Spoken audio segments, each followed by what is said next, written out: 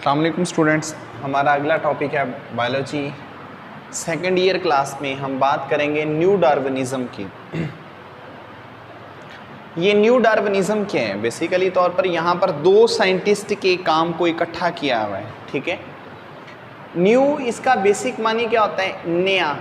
1936 to 1947 तक का ये एक ड्यूरेशन है, जिस ड्यूरेशन में दो साइंटिस्ट के कामों को इकट्ठा किया जा रहा है।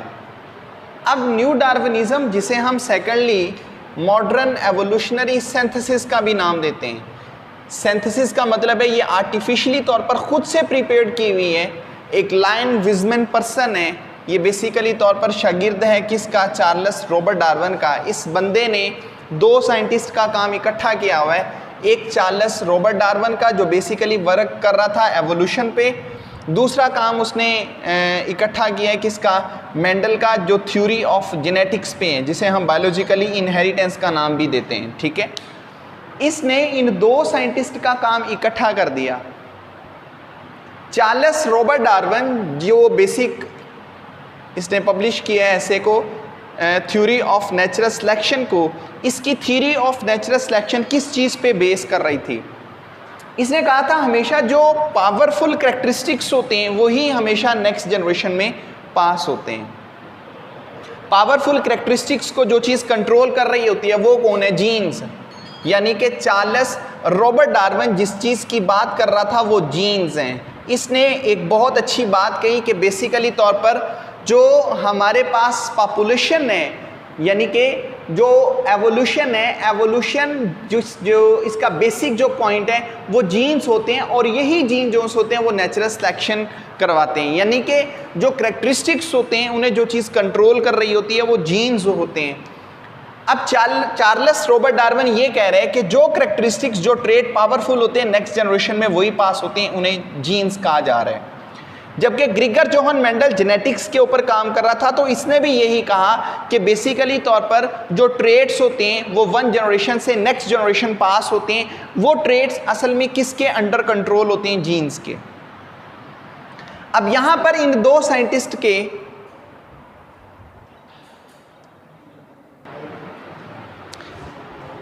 तो बेसिकली हम बात कर रहे थे कि न्यू डार्विनिज्म क्या है। तो न्यू डार्विनिज्म, इसमें अब दो साइंटिस्ट के काम को इकट्ठा किया हुआ है। एक है असल में चार्ल्स रॉबर्ट डार्विन और दूसरा है ग्रिगर जोहन मेंडल। लायन विजमन इनके बारे में क्या कहता है? ये बेसिकली कहते हैं argued that hereditary material which he called germ plasma maintain development of organisms. पहली बात वो ये कह रहा है कि जो हेरिडेटरी मटेरियल होता है, जिसे हम जर्म प्लाज्मा कहते हैं, ये हेरिडेटरी मटेरियल बेसिकली तौर पर मौजूद किस में होता है? ये बात हो रही है किसकी? स्पर्म्स की, और साथ में हो रही है एग्स की। ये चीज़ें मेंटेन करती हैं किस चीज़ को? ऑर्गेनिजम्स को। दूसरी बात, natural selection is the sole creative agent in the evolution. Evolution के बारे में अगर बात करें तो हमेशा नेचुरल सिलेक्शन ही होती है, यानी कि जिसको कुदरत सिलेक्ट करेगी, जिन चीज़ों को कुदरत खुद चूज करके आगे लेके आती है, वो क्या होते हैं? वो बेसिकली तौर पर जिनका जेनेटिक मटेरियल पावरफुल होता है वही ऑर्गेनिजम्स माहौल के अंदर सरवाइव करते हैं। ये नेचुरल सिलेक्शन है। तो नेचुरल सिलेक्शन की बात करें उसमें भी जीन्स का रोल, उसमें भी जेनेटिक का रोल। ग्रिगर जोहन मेंडल की बात करें वो भी जेनेटिक की बेस कह रहे हैं। वो कह रहे हैं कैरेक्टरिस्टिक्स एक नस्ल से दूसरी नस्ल में पास होती हैं, नेचुरल सिलेक्शन भी यही है। तो अगस्त विजमन ने इन दोनों को एक काम को इकट्ठा कर दिया, जिसकी वजह से हम क्या कहते हैं? मॉडर्न एवोल्यूशनरी सिंथेसिस, जिसे न्यू डार्विनिज्म का नाम दिया जाता है। अगला है evidences of the evolution topic. अब एवोल्यूशन में देखा जाए तो एक लीव जो एवोल्यूशन है ये कैसे साइन छोड़ती हैं, जो बेसिकली तौर पर ऑब्जर्वेबल होती है, लीव ऑब्जर्वेबल साइन। अब चार्ल्स रॉबर्ट डार्विन जब गैलापागो आइलैंड पे गया तब उसने यहाँ पर दो बातें कही थी। उसने कहा कि बेसिकली तौर पर जो एवोल्यूशन है वो बेस करती है दो चीज़ों पे। एक तो ये कि ज्योग्राफिकली डिस्ट्रीब्यूशन ऑफ स्पीशीज, दूसरी बात ये fossil recorded of previous organisms.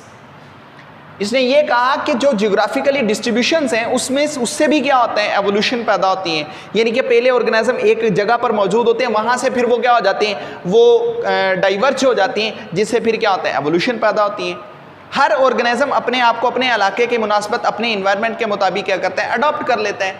दूसरी बात, फोसल्स रिकॉर्डेड, वो जो फोसल्स हैं जो प्रीवियस ऑर्गेनिजम्स थे, जो प्री एग्जिस्टिंग थे, वो जब मर जाते हैं उनके फोसल्स को आज के जो मॉडर्न ऑर्गेनिजम्स होते हैं उनके साथ कंपेयर करते हैं तो एक लिंक क्रिएट होता है जो इस बात की इंडिकेशन करता है कि एवोल्यूशन हुई है। तो एवोल्यूशनरी साइन के मुताबिक अगर देखें तो सबसे पहले होता है बायो जियोग्राफी।